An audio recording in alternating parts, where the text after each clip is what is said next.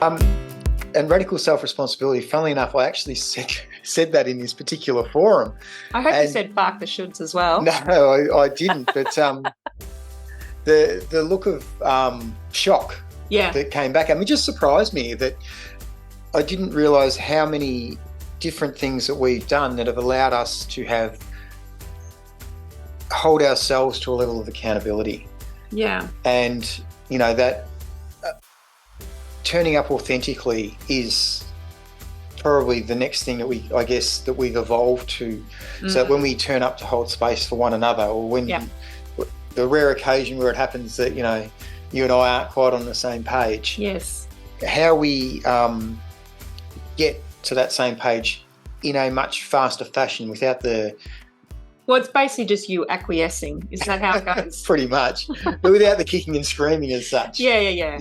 Without the McGill mantra. Yes, pretty much. It's all fun and games, until someone loses an eye, which, I can barely see.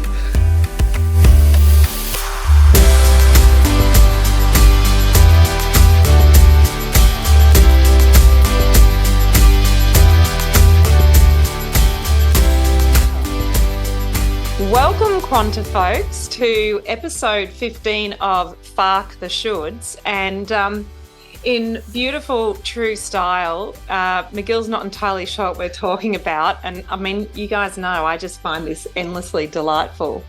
I am Jodi from QuantiMama. And I am the happily tortured McGill from QuantiPapa. Listen to him, he's so tortured. So today's topic is now and then, about lessons of wisdom and how we can have moments in our life where we're given perhaps an opportunity or a framework to look at where we've come from and I guess really appreciate the wisdom that we have inherited over time. And I don't think you need to be in your mid to late 40s as we are to be in that space. I know there are moments in my 20s where I was like, oh, wow, I've learned some stuff. But this conversation's really born out of the fact that McGill had the opportunity to do some reflection in a more structured way recently.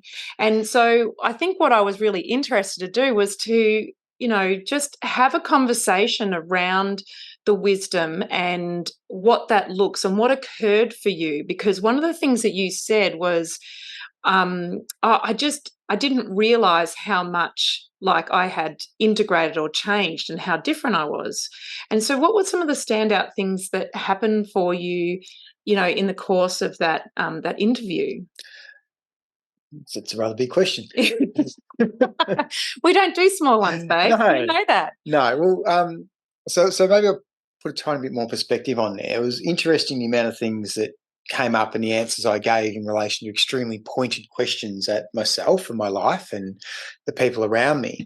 And that there were some things that have been constants, funnily enough, from our mid to late 20s to our mid to late 40s that had that we still abide by, and then there's so many other things obviously that have not worked or fallen by the wayside. And I was really fascinated when I was presenting this picture of myself, and a lot of it was in relation to mental health and emotional well-being and dealing with stress and ability to interact in conflict situations and that sort of stuff. And what I was stunned at was by the range of strategies that I have, which then reflect back onto, I guess, the range of strategies that you and I have within our relationship. Yes. And I've never stopped and looked back to see how I've changed. Yes. And how my use of strategies have changed and what they've become. And there's no doubt that they will morph and they will change as time goes on. But one of the standout things that came up, one of the questions was in relation to how you deal with a situation that seems beyond your control. It could be could be something where you're witness to something or involved in something that's, could be bloody or gory, or could be really emotionally charged. And the first thing that immediately came to mind was when beautiful young Jodi, before she was QuantiMama, yes, came along. Before we had kids, we were both shift work in our emergency services role, and you see a lot of stuff, and Yeah. have It's kind of the nature of the job. it is kind of the nature Yeah. of the job. But you also deal with a lot of stuff that general public are not going to be privy to, and probably for their greatest good don't need to be privy to.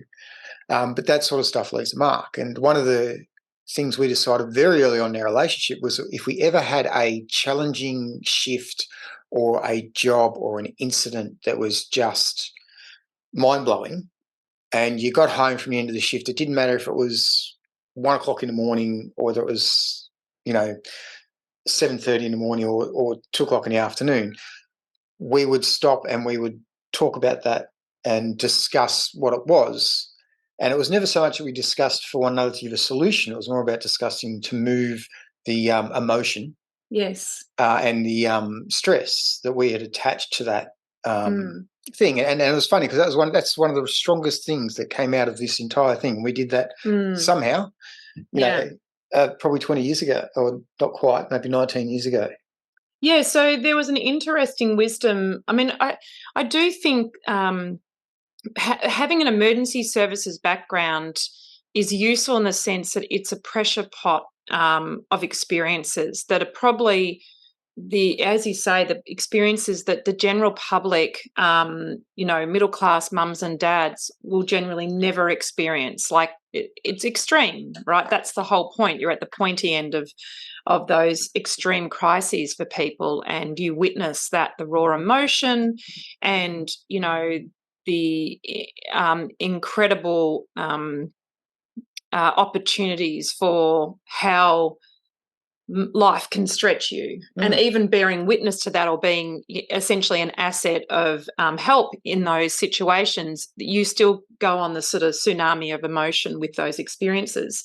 And so I always really am so grateful for those jobs, because they really afforded us I think a healthy perspective of life and some great coping strategies. And so it's interesting that you noticed that, and that we had that as an agreement very early in our relationship. So in our late 20s, we had that as a strategy. But it's not really a strategy that is formed out of some sort of need for acute mental health, strategies. It's actually about having a relationship where if your significant family member is in need, it's about putting down what you're doing and being fully present. And one of the that's fucking great. Oh, that's curious. Oh, it's still recording. Even though it said it wasn't. All right. That was like a little enforced intermission. I just love these technical things. They really give us an opportunity to, work on those coping mechanisms. They do. And I have to regroup and think about what I was going to say. So I think I was midway through saying that the thing I really like and am grateful for is working in emergency services. It becomes this hothouse opportunity to create coping mechanisms. And I think that we did that early on. And so if we unpack what you were talking about, what we essentially created was an opportunity that if our significant other, or, so one of your significant family members needs support, and they come in saying, I need to talk, then you literally stop what you're doing, give them your full attention, and you don't try and solve it, which is the key. Yeah, because it's a hard thing, isn't it, to not solve those things? Oh, and especially when it's someone you care about. You're emotionally invested in the well-being of this person, and you want the absolute best for them. Yes. And your first thing is to try and make it better. And sometimes in doing that, it doesn't always work out for the best. Yes. And it's something that, funnily enough, I'm glad that we started with this one, because it's something that then comes so thick and fast back through the rest of our time together, and then how we're coping with our beautiful children. Well, because we give them that experience, and I think that's where I was thinking too, is that there are things that we learn that we sort of reach this sort of age, and we have an appreciation of the wisdom within that, and then we can pass it on to the kids. But I feel like we're recognizing that, and the kids are getting the benefit earlier, because our kids are being raised in that way, aren't they? Where we don't solve their problems for them. We bear witness to it and we listen to them and we hold space for it. But now we don't even do a bit of the theirs, or, oh, how about this? Or how about that? No, we pass on our emotional support in a different way. Yeah. We don't shut down what they're saying or cut off their thought halfway through. We try to let them work all the way through what they want to say. And the amazing thing with kids is that in this particular instance is they often know or understand what the answer is. They're just wanting to talk it out themselves. Yes. And so one of the traps that we fall into, I think that wisdom then affords that separation, is always looking to create comfort. And I know that we've talked about this before, but there's a great opportunity with any of these things to have comfort in the discomfort. And often the person that is needing to share or express how they're feeling, they literally just need to be heard, but they certainly don't need it short-circuited or mitigated or eliminated. They literally just need to be listened to. They do. And I think that's an evolution of that original strategy we had. The original thing we had was, if you get home, you've had a crappy shift, you've seen, what have you seen? Yeah. Just talk about it. So the other party is aware, so they have a bit of an understanding of, why you might be a bit off your game. Yes. And that's probably as simple as that was when it started. And it has grown and it's morphed over time. And it's a strategy that's become obviously a prevalent one. Yes. In our family and in our own lives as well. Yeah. And we're getting better. I still sometimes want to step in and save the day, and that's probably part of my background and who I am. But you can still do that, but it's not. I can still do that, but it's not my role to do that at that point in time. It's my role to allow yourself or the children to express what they need to express. Yeah. And as we said, that beautiful saying that energy is just, emotion in motion, or emotions are energy in motion. Energy in motion, yeah. Yeah, that just, sometimes it's moving that energy that allows the clarity to come in. Yes. Or one of us or someone to be receptive to hear what a potential solution may be. Yeah, and I think that people are scared about expressing that energy through the emotions, maybe because there's a sense of weakness or acopia or any of those things. But I suspect that as we become more fluent in the knowledge around trapped emotions and what that means in the body, how that expresses in the body, and I think that, as that awareness increases in our society, we will become far more sophisticated in allowing emotions to flow and move through, because they actually do reach their own climax and peter out, don't they? But when we short circuit it, we don't. And there's that sort of tussle where essentially it gets encapsulated neatly in the body that probably is what's showing up as dis-ease later on, And that cutting off, or that stopping it at that point, allows it never to be dealt with. Yeah. And, and we both Jodi and I, through our roles, have seen some stuff that's pretty challenging, but none of it sticks with me. No. And this was another thing that came up through this whole thing when they were unpacking my 20 years of policing experience and some of the stuff I'd done. And this, the people I was talking to were stunned with how, not so much how blasé, but how at peace I was with some of the things that I had done within my career, and how I didn't tend to hold any emotion. They really drilled down on me too. It felt a little bit uncomfortable. Well, I think a lot of people fake that. They say, I'm fine, and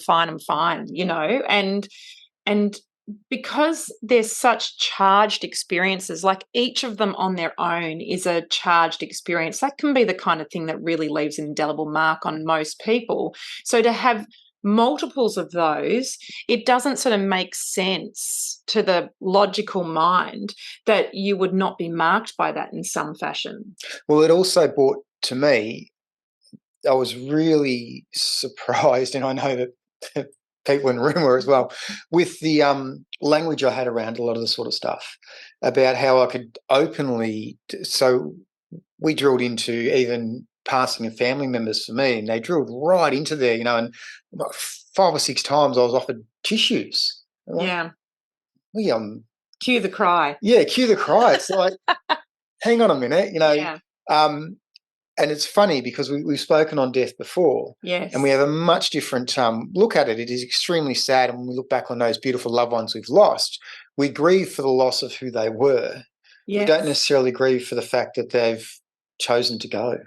Oh, I don't feel that sadness. Mm. And I realise that for some people that might be that I lack empathy, but I just accept that death is part of living. Like it's like the sky is blue and the grass is green. I just accept it as a fact of life, and I actually really like celebrating it. But it makes me deeply unpopular because people are uncomfortable with that lack of sad emotion. And maybe if you're living your life in a way that for the most part you don't ever have regrets about what you've said or what you've done, and by the same token what you've not said and what you've not done, I think that healthy sense of mortality is quite motivating for getting the shit done you want done, and maybe making sure that all those conversations are had. Well, it gives a different perspective. And we've had the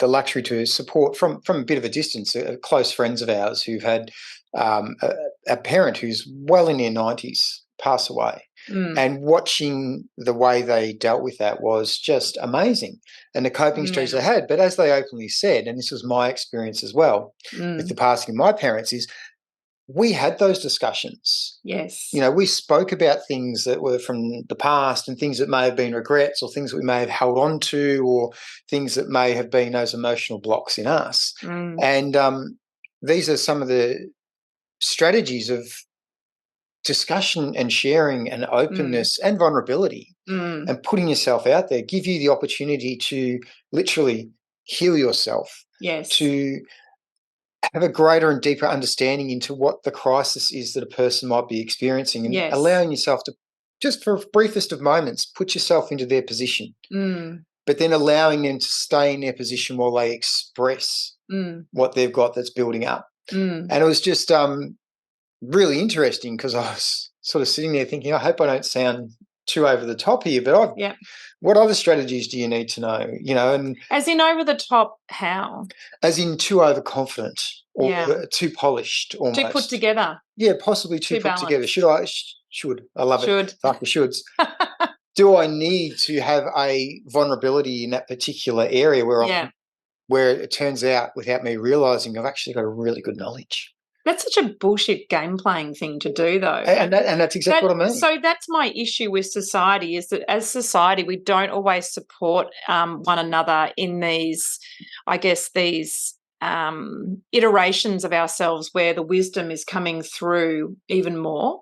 And I guess another point of that wisdom that I think that we impart to our kids and those around us as well, and I'm not saying that we're the only ones that do this, but I think it is part of that wisdom, is that if you think back to, say, the acceptance of death and death of family members, if you do have regrets that you haven't perhaps said certain things or said certain things and wished that you hadn't, another angle of that that wisdom is some radical self-responsibility, which I just love coming back to, because when you have radical self-responsibility, you then accept the fact that you did or you didn't at the time, and you made the decision that you thought was best, or certainly served you the best, perhaps.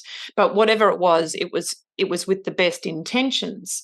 And then in that space, you get to immediately forgive yourself and forgive the other party. And, what's done is done. So one of the things that we can do is create illness out of living in the past and having regrets and so forth. But a radically self-responsible person doesn't. They accept the fact that maybe they fucked up. They accept the fact that maybe they said something or didn't say something, and they use the wisdom from that. But they don't stay in the space of forever sort of flagellating themselves for what they did or didn't do. And again, that's another gift of wisdom, that we don't shy away from presenting to kids and to other people. And I think there's something lovely that we can be as mirrors to one another. And, so when you notice those things, you can say, hey, you can get as hung up as you like about this, but, it's in the past now. So the only way to high vibe it is to take wisdom from it. Yeah, and as soon as you're not taking the wisdom from it, you're spending your energy in that field, and you're spending your energy in the past instead of moving it into your present and allowing it to be part of you as you go forward. And radical self-responsibility, funnily enough, I actually said that in this particular forum. I hope you said "fark the shoulds" as well. No, I didn't, but the look of shock that came back at me just surprised me, that I didn't realise how many different things that we've done that have allowed us to hold ourselves to a level of accountability.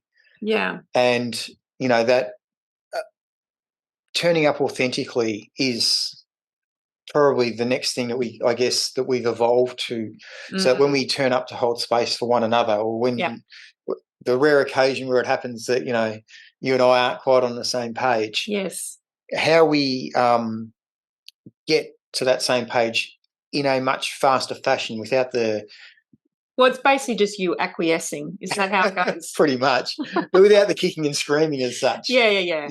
Without the McGill mantra. Yes, pretty much. It's all fun and games, until someone loses an eye, which, I can barely see. So it was just interesting suddenly looking back at my own life and a lot of our relationship, because obviously you feature quite heavily through that. I mean, I think I'd done 2 years in emergency services before we met, and you'd probably done 3 or 4. Something like that.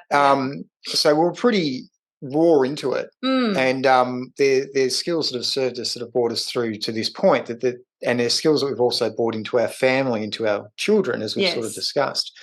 And it was just one of those interesting things where I was amazed at the amount of evolution we've actually had. Yes. You've gone from marrying this bogan that grew up in the northern suburbs of Melbourne to, dragging him out of that. Yes. Into slightly... We left the bourbon behind, I'm very pleased to say. Into some sort of semi-respectable person that, can string more than a couple of words together. You've really evolved, darling. I had a long way to evolve. No, you didn't. Stop selling yourself short. But that's half the fun. But so it was just interesting in the other coping mechanisms and strategies that we have, because they also then apply to stress. Yes. And this was, I guess this is probably where I want to get around to as well, where it's become, in particular for so many of us and so many people in the last 3 to 4 years, the change in what society has expected, or society's demands that have been put on the individual, put on the family unit, put on couples. And when you choose to not necessarily walk to the beat of that drum, or you choose to stand in your own power and go, well, hang on a minute, I'm not just acquiescing to that. Yes. What strategies you have when suddenly you feel like you're no longer part of the mainstream. Yeah. And I think that very importantly then comes back down to the nucleus of how happy you are, within yourself. Yes. If you're lucky enough to have a partner, how happy and comfortable you are with your partner and that relationship. And then if you have a greater relationship that extends to immediate family of your own children. Yes. What the strength is there before you even step outside of that to your extended family. Yeah, so you're talking your immediate family, whether they're blood related or acquired, as in friends, right? Yes. And partners. Well, I'm starting off with the blood related stuff. So I'm looking at our situation going, husband and wife and kids. Yes. That's our little nucleus here. Yeah. And, a lot of I got a beautiful message the other day from a friend of mine, and he said, I'm going to be more like you. I'm just going to walk through life and not let it bother me. And I thought, that's beautiful. I'm glad that's what you see, but that's not how you roll. It's not. No. It bothers me. Sometimes life bothers me. That's right. How I deal with that bother. Well, we literally had this conversation with dear friends last night, and what I said, and I said I've been mistakenly sort of pigeonholed into someone who's not empathetic, which really wounded my ego. Like, it really gave me the shits, because I'm like the most empathetic person I know, which I realise is a joke.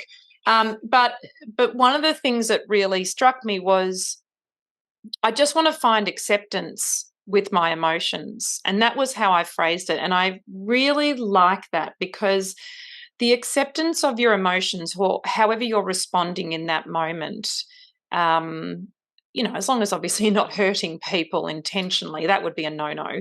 But, to be annoyed at something, or to be happy at something, or to, find joy where perhaps others don't, or to find comfort where perhaps others are not finding acceptance. I want to be okay with all those things, because that's all part of me, and essentially my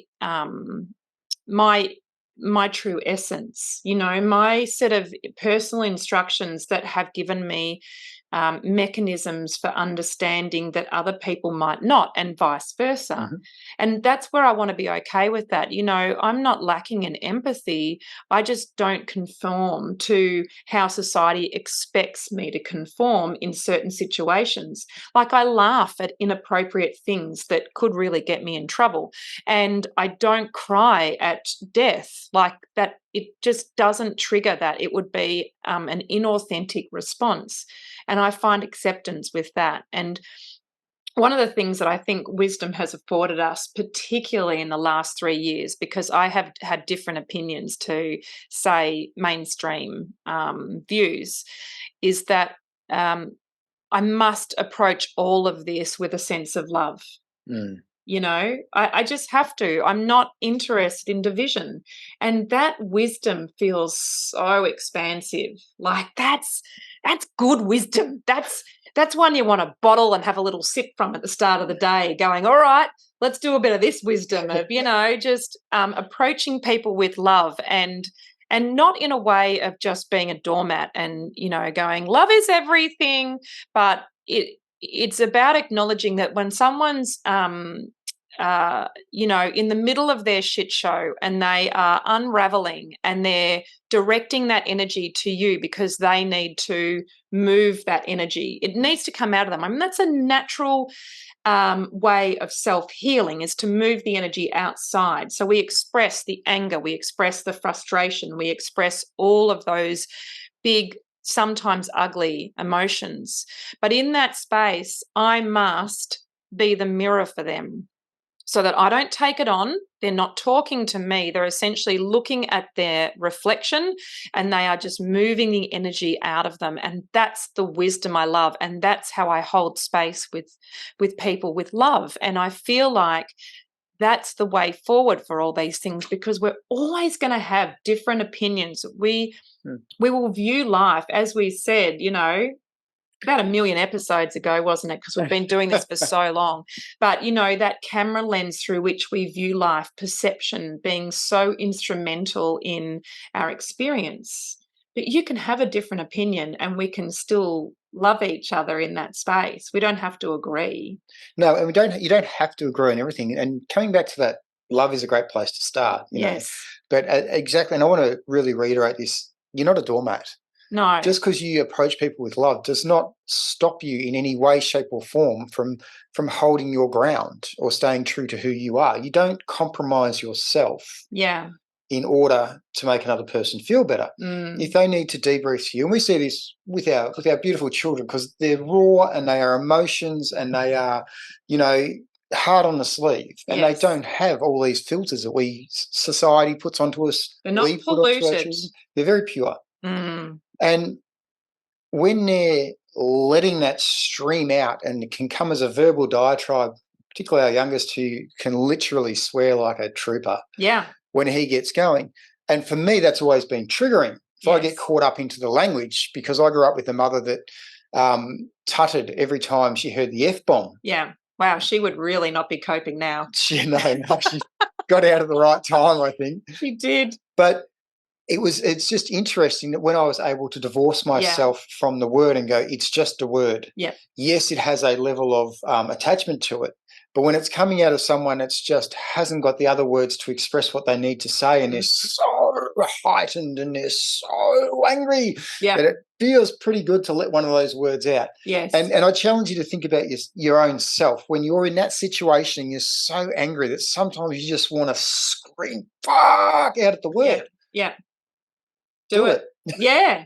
Just do it. Do it. Because that is the first part of the release. Mm. That is the first part of moving that energy. Yes. And we're humans, we're physical beings. Yes. So moving something in a physical way, yes, is really powerful. Yes. And it allows a release to happen on a much faster or a much quicker scale. And it's so healthy because then you end up not directing that energy at someone who is not related to it, you know? And I think often what will happen is we'll use kids for that, because kids have a way of getting under our skin. So, you know, stuff will have been going upstream for us, and then the kids do something and you overreact, and it's like totally out of proportion. I mean, I've done that like a gazillion times. You know, there's a million hurts that I've done and orchestrated for our kids.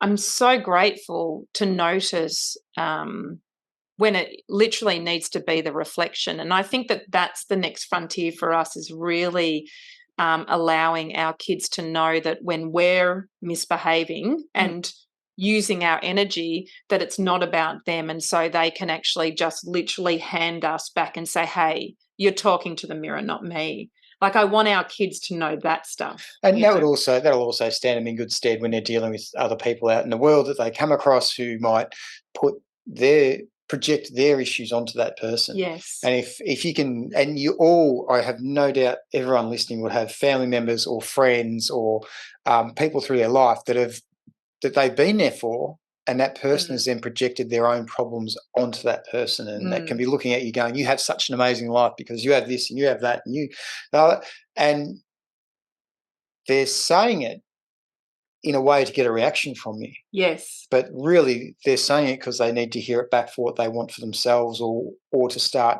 clarifying their own path. I think so too.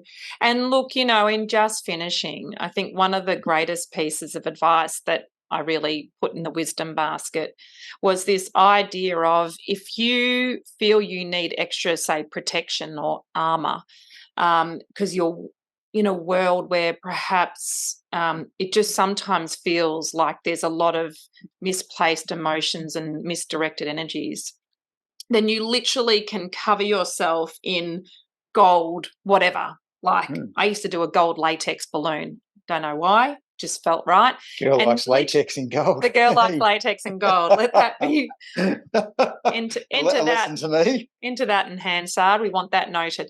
But literally you can zip yourself up and be in that space. And there is something very powerful with that intention when you do that, because I think what it does is it reaffirms to yourself that you are already whole, and that anything coming towards you, again, is a reflection of what's going on for that other person. I mean, if you're, you know, behaving in a way that feels as authentic and loving as possible, again, not being a doormat, but just showing up with your heart, with the best intentions, you know, just being a good citizen, then anything coming towards you is usually misplaced. And so I think that us practicing that, say, gold protection or gold armor, is another radical self-responsibility, because we don't propagate the bullshit. Someone else's bullshit doesn't become our bullshit.